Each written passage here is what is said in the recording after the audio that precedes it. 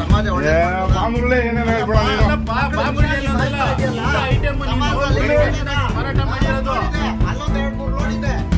ಅವಧಿ ಮೀರಿದ ಆಹಾರ ಪದಾರ್ಥಗಳನ್ನು ಸಂಗ್ರಹಿಸಿದ್ದ ಗೋಡಾನ್ ಪತ್ತೆ ಹಚ್ಚಿದ ಟಿ ನಾರಾಯಣ್ ಗೌಡ ಬಣದ ಕರ್ನಾಟಕ ರಕ್ಷಣಾ ವೇದಿಕೆ ಕಾರ್ಯಕರ್ತರು.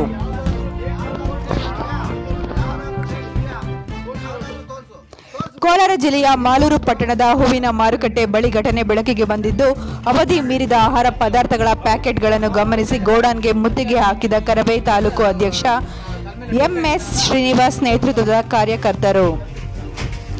ಮುತ್ತಿಗೆ ವೇಳೆ ಹಲವು ಸಿಹಿ ತಿಂಡಿಗಳು, ತಂಪು ಪಾನೀಯ ಬಾಟಲಿಗಳು, ಕುರುಕುರೆ, ಚಾಕೊಲೇಟ್ ಸೇರಿದಂತೆ ಸಿಹಿ ಪದಾರ್ಥಗಳು ಅವಧಿ ಮೀರಿ ತಿಂಗಳುಗಟ್ಟಲೆ ಕಳೆದಿದ್ದವು. ತಕ್ಷಣವೇ ತಹಶೀಲ್ದಾರ್ ಹಾಗೂ ಪೊಲೀಸರಿಗೆ ಮಾಹಿತಿ ನೀಡಿದ ಕರವೇ ಕಾರ್ಯಕರ್ತರು ಗೋಡಾನ್ಗಳ ಮೇಲೆ ದಾಳಿ ನಡೆಸಿ ಅವಧಿ ಮೀರಿದ ಆಹಾರ ಪದಾರ್ಥಗಳನ್ನು ವಶಕ್ಕೆ ಪಡೆದು ಗೋಡಾನ್ಗೆ ಬೀಗ ಜಡಿದಿದ್ದಾರೆ.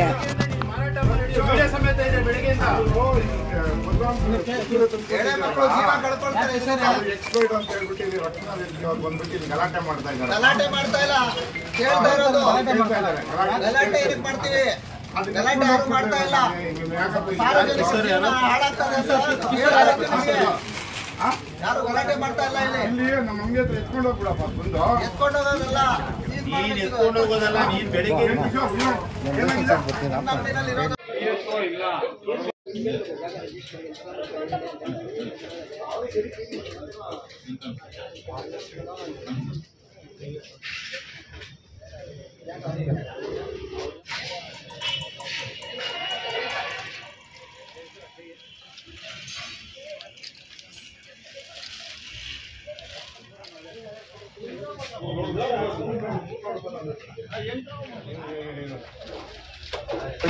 ಆಯ್ತಾಯ್ತು.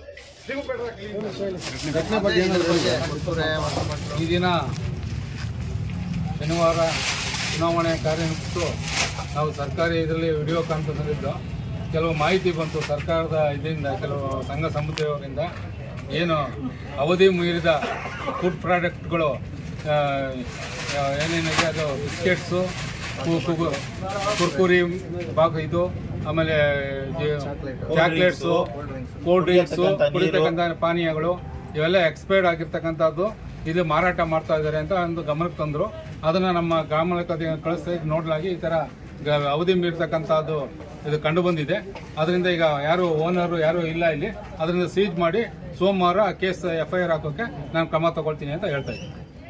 ಮಾಲೂರಲ್ಲಿ ಈಗಾಗಲೇ ಹೋಲ್ಸೇಲ್ ದಂಧೆಯಲ್ಲಿ ಯಾರು ತಿನ್ನತಕ್ಕಂಥ ಐಟಮು, ಕುರ್ಕುರೆ, ಬಿಸ್ಕೆಟು ಮತ್ತು ತಂಪು ಪಾನೀಯಗಳು ಮಾರಾಟ ಮಾಡ್ತಿದ್ದಾರೆ ಅವರೆಲ್ಲ ಎಕ್ಸ್ಪೈರಿ ಆದಂಥ ಡೇಟ್ಗಳನ್ನು ಹಳ್ಳಿಗಳಲ್ಲಿ ಇರ್ತಕ್ಕಂಥ ಸಣ್ಣ ಸಣ್ಣ ಅಂಗಡಿಗಳಿಗೆ ಮಾರಾಟ ಮಾಡಿ ಜನರಿಗೆ ಮೋಸ ಮಾಡ್ತಕ್ಕಂಥ ಕೆಲಸ ಮಾಡ್ತಾ ಇದ್ದಾರೆ.